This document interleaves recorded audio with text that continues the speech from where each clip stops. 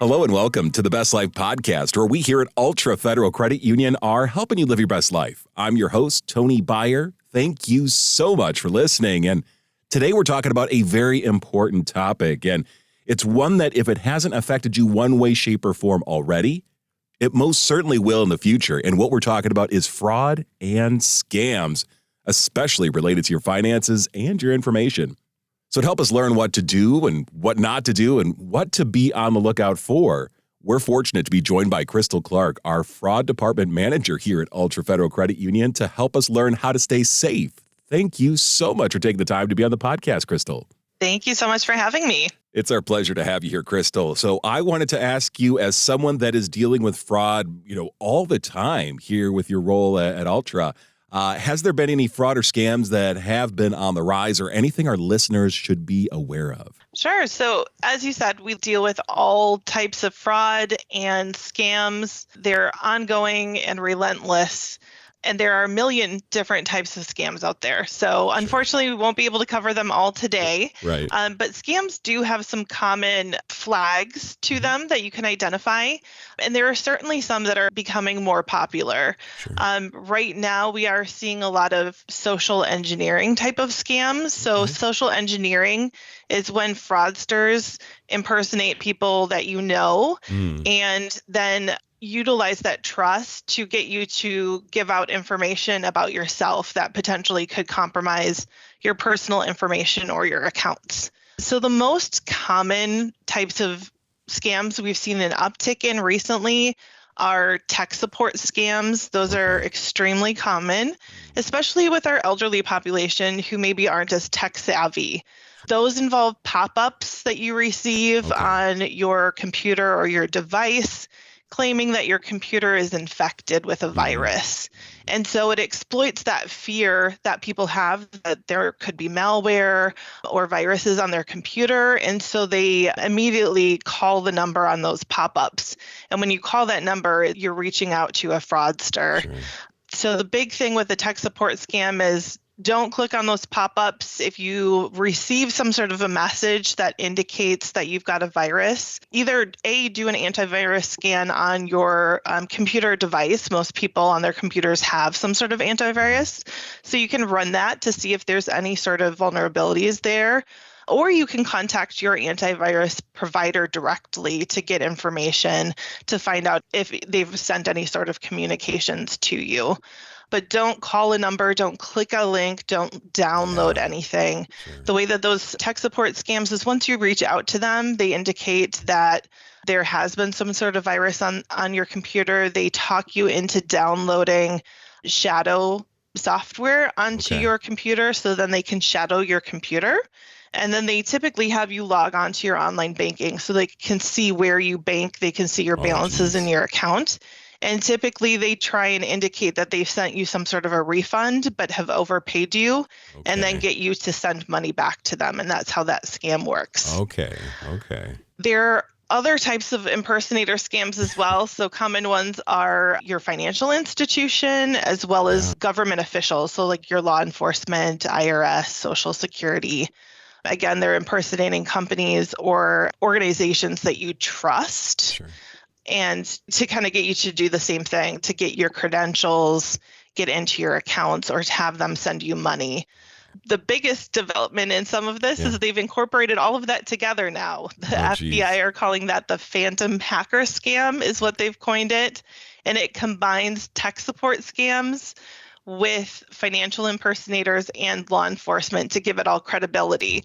So you might start off with a tech support scam, and then they say, oh, I'm going to connect you with your financials fraud department. And they'll have someone call you claiming to be from your financials fraud department, and they tell you that you need to send money to secure your account. And then you might receive another follow-up call from a scammer who claims to be from law enforcement, who indicates, yep, we know that you've been scammed. We'll try and recover the money, but you need to send us money first. So it's kind of a continual ongoing cycle of scams.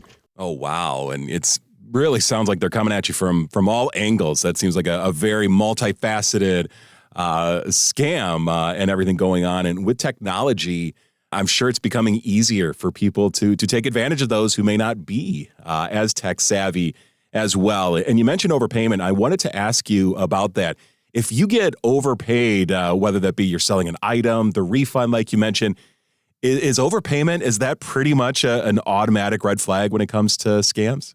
Correct. Any sort of overpayment should be a big red flag in your mind to say this is not legitimate.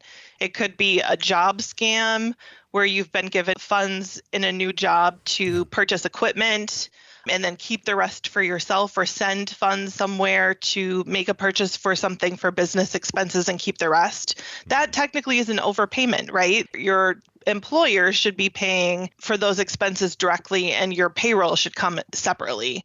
Or for like a mystery shopper scam, you've been sent funds to mystery shop a money order service. You're technically sending funds somewhere and being told to keep the rest as your incentive for that mystery shopper scam. All of those are overpayments in some way where you're being told to keep a portion and send a portion somewhere else. Anytime you have that scenario, it's going to be a scam. Sure. And that makes sense. And Crystal, talking about technology, again, we are a very online connected world. And what are some things that people should do to protect themselves online? Or what are some things that people shouldn't do or shouldn't put out there when it comes to technology? So we'd always suggest that you don't share personal information online. It opens yourself up to possible danger.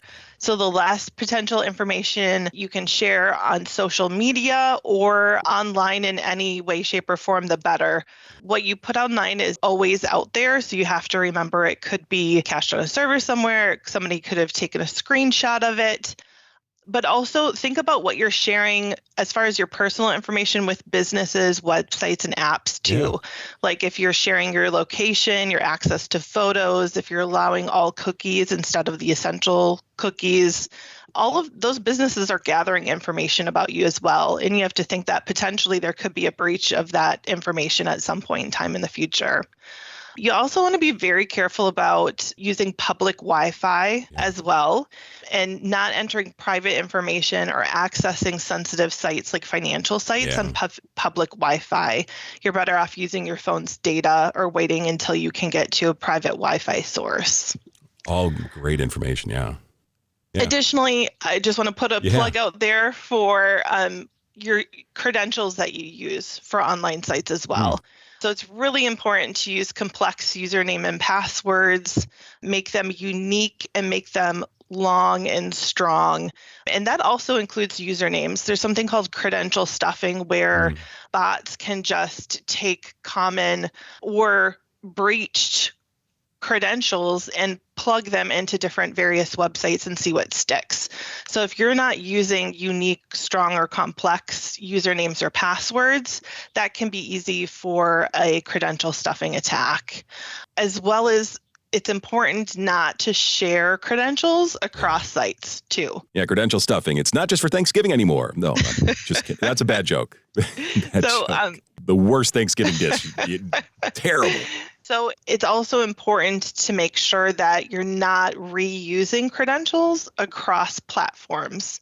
Sure. So if your credentials, if one merchant has a data breach, your login credentials could be compromised. If you've used those same credentials at other sites, then those sites' credentials have been compromised as well, essentially. So it's especially important for your sensitive sites like your financials not to reuse credentials across different platforms. That makes sense. And for the most part, it's not just a scammer or a hacker, somebody just like trying password 1, password 2. Like this is being entered into like programs and algorithms, right? Like, and they're doing all this and they could do it very, very quickly too, right? Right. They can enter millions of different combinations in the blink of an eye. It's very easy now with those bots for them to try a variety of different credentials. So you just want to make sure that they are strong, complex, and unique. Yeah, good advice. And going back to what we mentioned in the beginning of the podcast, how really when it comes to all of this, it's no longer a question of if you're going to be a victim of fraud, sometime in your life. It's more of a question of when is it going to happen? And just to back that up, some numbers from the Federal Trade Commission, They stated that consumers lost more than $10 billion in fraud in 2023. That is a 14% increase from the previous year, 2022. So again, a really important topic, and we really appreciate you taking the time. And again, we're speaking with Crystal Clark. She is the manager of our fraud department here at Altra Federal Credit Union. So I was curious, Crystal, are there any other general tips that you would recommend, or what are some things that people should keep in mind when faced with a potential scam or spotting fraud that may be happening? Some general things that you can do to protect yourself is to be cautious of any unsolicited communications.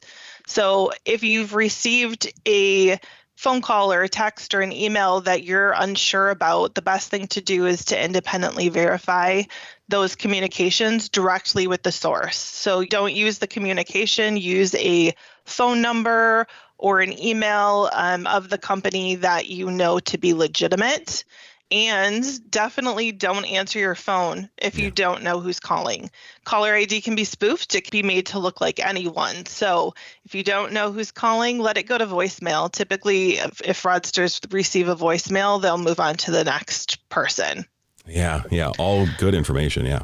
Some additional things to think about is to think before you click. If you receive some sort of communication, don't just click on those links. It could download malicious content onto your computer or device. Be very protective of your personal and financial information. If you think about it, your financial is not going to ask you if they're reaching out to you for any personal identifying information, any financial account or card information, or for your passwords, credentials, or codes. We have all of that information up front. We're not going to contact you and ask for you to provide it to us. Additionally, things like asking someone to send money in some way or request to shadow your computer or device is always something that you should be cautious of and not do in any sense if you're getting an unsolicited communication. Yeah, and we've spoken previously about computer security and computer safety in previous episodes of the Best Life podcast. You can find those on our website at ultra.org and all of your podcast needs. And I remember when we spoke with our computer security expert, he said with all of this, when faced with a potential scam or somebody telling you to do something, you're the one in the driver's seat. You're the one that has that information. You don't have to provide it. You don't have to click on this link or download this attachment. Really, you're the one that's in control. Right. Fraudsters work off of a sense of urgency. They create either a sense of a reward or a threat to get you to act quickly and impulsively before thinking. So always slow down. You're in control. You can stop that communication. You can hang up and validate it. You can reach out to somebody else and ask for advice. We have a fraud department here at Altra Federal Credit Union. You can reach out to us and ask us our opinion, or even do research online. Sometimes a lot of those scams, there's good information out on the FTC about it, or even if you just Google whatever it is in scam, you might get good information about it as well. If somebody feels that they have been a victim of fraud or that they see, something suspicious on their accounts or something like that, what could an Altra member do, or what resources do we have available in those instances? So if you think that you're the victim of a scam or fraud, reach out to Altra immediately. That's the biggest thing, is don't delay. Reach out to us right away so that we can start investigating and securing your accounts. Yeah. We do have, as mentioned, an internal fraud department that we can get those claims started and those investigations started right away. And depending on your situation, we'll walk you through step by step what needs to be done to secure your account. We would also recommend reporting any scams to the Federal Trade Commission using their website on ftc.gov or the FBI's Internet Complaint Center, which is ic3.gov, in addition to potentially reporting any losses through scams to your local law enforcement as well. Yeah, and we'll have that information in the show notes. It'll be right there in the episode description. However, you're listening to the Best Life podcast. And if you're listening to us while you're driving, just focus on driving. Wait till it gets to a spot where you're able to stop and able to do that safely here. So, Crystal, we really appreciate you taking the time here. We're getting towards the end of the podcast, but is there anything that, any questions I haven't asked or anything you wanted to mention here at the end about potential scams and also fraud? If I can just put in a little plug about making sure that you're taking advantage of any additional security layers that you can set up. Oh, yeah. A lot of times, there's typically additional security that you can set up on various websites, right? So there might be a minimum layer of security like your login credentials, the user ID and password. However, a lot of sites have what's called multi-factor authentication, and that can look like anything from a one-time passcode to biometrics to an authenticator app.